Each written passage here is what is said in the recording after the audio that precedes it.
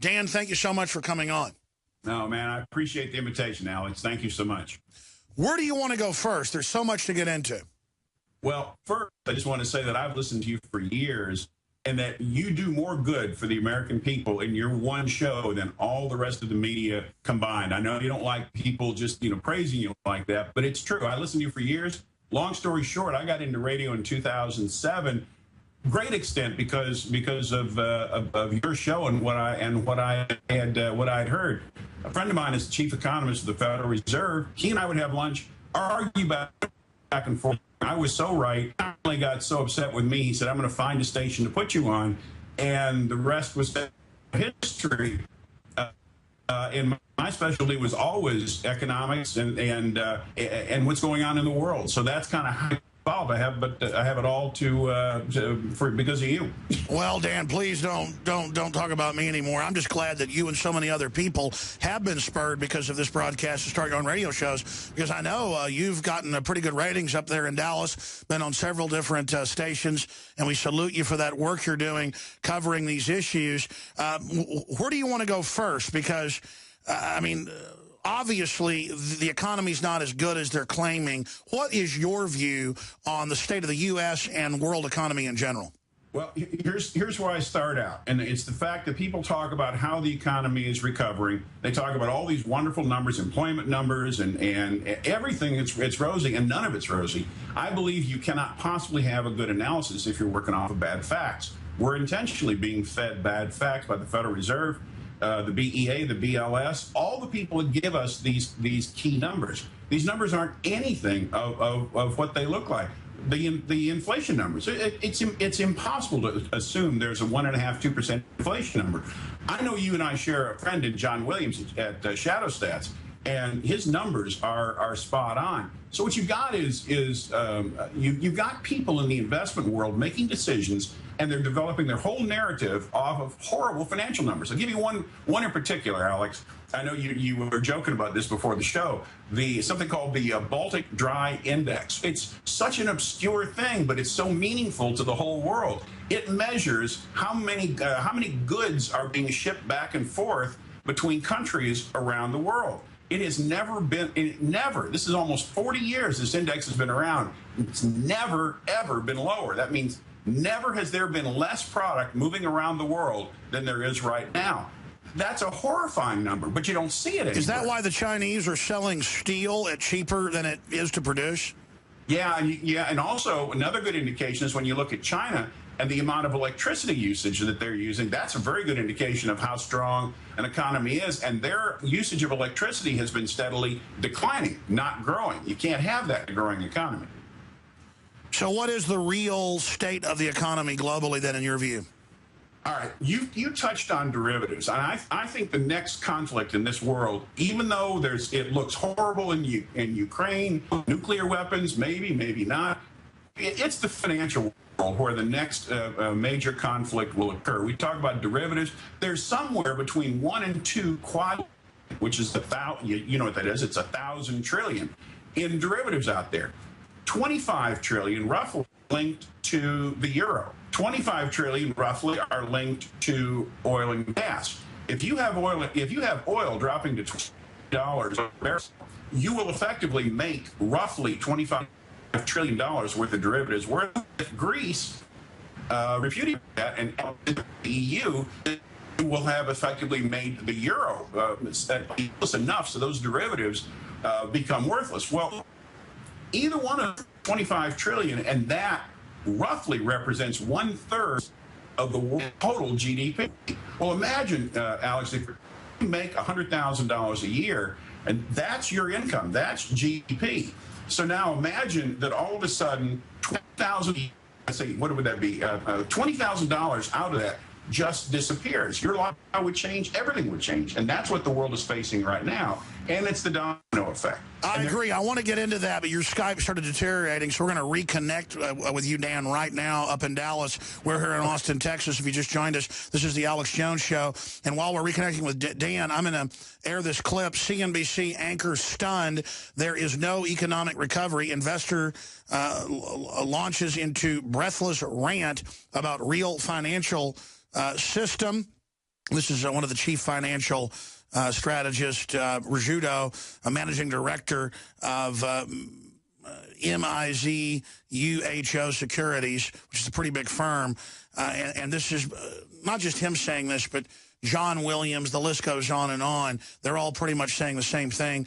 Here is that clip. If you look at the domestic economic conditions, I hear all this discussion about the U.S. economy accelerating. If you look at the GDP number that we're probably going to have in the revised report for the fourth quarter, combine that with the negative report in the first quarter, average growth for all of 2014 is about 2.3%. Fourth quarter over fourth quarter growth will be about 2.2%. That's really where the economy's been growing over the last 5 years. There is no acceleration in underlying economic activity. All right, that's Steve Rizzuto on CNBC. And then the anchors are stunned. You can watch the full clip. There's a couple more minutes left at Infowars.com and PrisonPlanet.com.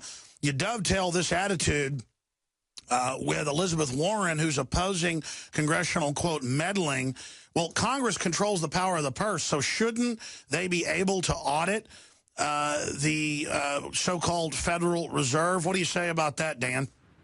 Absolutely. The Federal Reserve is it's a one-man show. It's loyal to nobody. Never once, by the way, in the history of the Federal Reserve have they ever said America or Americans are their priority. It's always been the banking system of America or the banking system of the world is their priority. We don't even exist on their list of priorities. Well, that's right, and most of the banker bailout money ended up going to foreign banks. I mean, we could have given, in the bailout, $30,000 to every family in America. We would have had inflation, but at least it would have done something for the economy. Instead, it just went into derivatives, which you started getting into the domino effect when your Skype cut out of derivatives if they get triggered. From your research, I know you have a lot of top experts on your show, and you're a pretty smart guy in your own right. How big are the derivatives overhang, and where do you expect the next bubble to pop? Well, the derivatives overhang, you can't really get an exact number. It's somewhere between 1 quadrillion and 2 quadrillion, and roughly 25 trillion relate to oil, and another 25 trillion relate to the euro. So if Greece pulls out of the EU, that will significantly affect the euro, and it could make $25 trillion of derivatives become worthless, and the other side make it come due. And same problem with oil. So we're right on the cusp of having something that is completely unmanageable, and yet you're hearing these rosy numbers, and it just isn't rosy. You know, Dan, my grandmother's brother worked at the Dallas Federal Reserve once he got out of the Navy, and we would have debates about the Federal Reserve. But before he died 6-7 years ago, he listened to the show, my Uncle Billy, and he said, Billy Pope was his name. He said, you know, you really are right about this. And a lot of the people in the Federal Reserve are upset. So it's not just like the Federal Reserve's been monolithic the whole time. I mean, it was a quasi-private banking group that took over in 1913 with some robber barons. It's had some policies that were for the cabal, not the American people. But I think it's clear now there is a major split in the Federal Reserve with the head of the Dallas and Kansas City Fed becoming very, very critical of the New York Fed. So for folks that don't know the inside baseball, you know some of the folks pretty high level at the Federal Reserve. What are they telling you, and what's really going on? Because, I mean, I looked at the history of the Federal Reserve. I've never seen these unprecedented statements by different Fed branches against the New York Fed. Well, my friend used to be chief economist for the entire Federal Reserve. He happened to office out of Dallas. When he was with the Federal Reserve, he was this internal optimist. GDP is right, inflation's right, everything's right. And I would talk to him about things like the substitution effect and all those things that are something that he had worked on personally and came up with, which was there to goose the GDP to make Alan Greenspan happy, because Greenspan's philosophy always was that GDP is understated because we're more productive than we are. So the Fed had to come up with a set of metrics that said, oh, we really are more productive, to justify Alan Greenspan's low interest rates and high growth assumptions. When he was with the Federal Reserve, he had one set of opinions. When he left the Federal Reserve, he's still my close friend.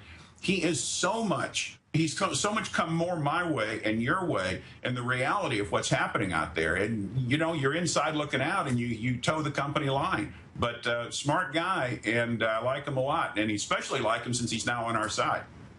Well, there's the Wall Street Journal. A Fed insider calls for reform. Richard Fisher, president of the Federal Reserve Bank of Dallas, believes there's too much power concentrated in the New York Fed. I mean, that's an amazing statement from this year. In fact, ladies and gentlemen, that's today, February 11th. So, I mean, there's a major fissure in the power structure because a lot of these bankers, they like the power to issue unlimited currency and to control that. But when it's done to bring in a world government that's parenthetically against a free society, I think this New World Order has gotten so mature now that people on the inside are being forced to make a choice which side they're going to be on. Can you give us any intel from your sources about how serious the infighting is at the Federal Reserve? I can't. That I don't get into because a lot of the folks I know inside wouldn't comment. My friends on the outside don't have a good perspective. But keep in mind, people's positions change all the time. Dick Fisher's position changes. Dudley's position changes. They all fit into a story that looks current, and there's some dissension, but the dissension rotates. Sometimes they're positive, sometimes they're negative. I will say this. When you've talked about this a lot on your show, the key to this world working right this very minute is the strength of the U.S. dollar. Not that I think it should be stronger or weaker, but think about this. The U.S. has a printing press. The U.S. can do whatever it wants to with the world reserve currency. The U.S. has gone to war every time the dollar has been threatened. We can just pick the latest three. We have Iran, Iraq, and Libya. They all threatened to create a gold-backed dinar, a gold-backed currency. Anybody that creates a gold-backed currency is going to pose a threat. And now the Russians are trying to create their own system based on petrol bricks or something, and so that's why we're starting a war with Russia. Well, BRICS is Brazil, Russia, India, China, and South Africa. It's a coalition of those countries, and now they've added many, many more countries to the coalition. The whole purpose of BRICS was to trade among themselves and not have to use dollars, not have to convert to dollars first. It's very effective, and the number of countries, Canada is involved in this. Mexico's involved in this. As the dollar becomes less important in the world markets, the U.S.'s significance becomes less important. And that's what everybody wants. Everybody around the world wants the U.S. weakened but not dead.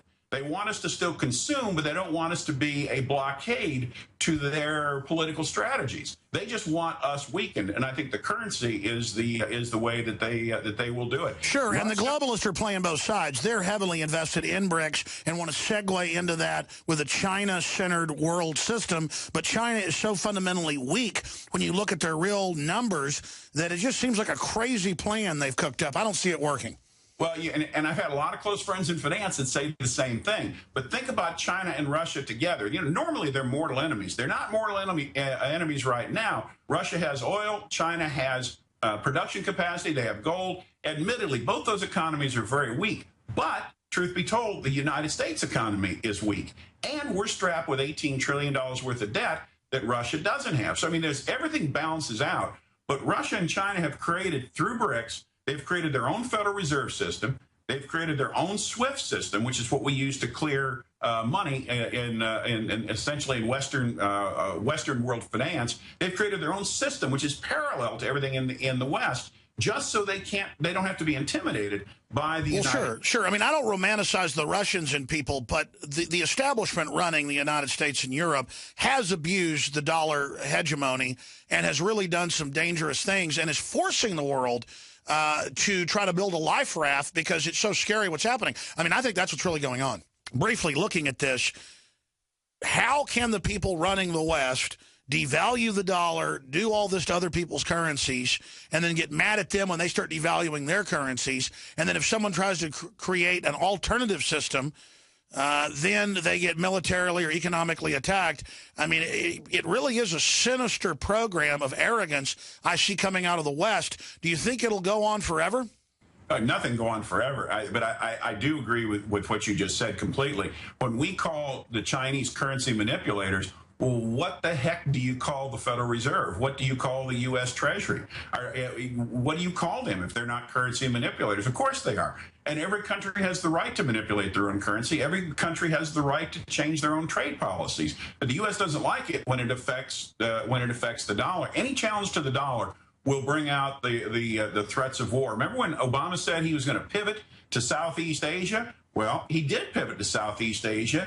because of China and Russia's and the BRICS alliance, you've also got Russia and Ukraine having an issue. One reason the U.S. is in Ukraine is to fight back against Russia. The U.S. can't let Russia and China get a toehold with establishing their own BRICS currency or their own financial systems. That would be such a huge challenge to the dollar.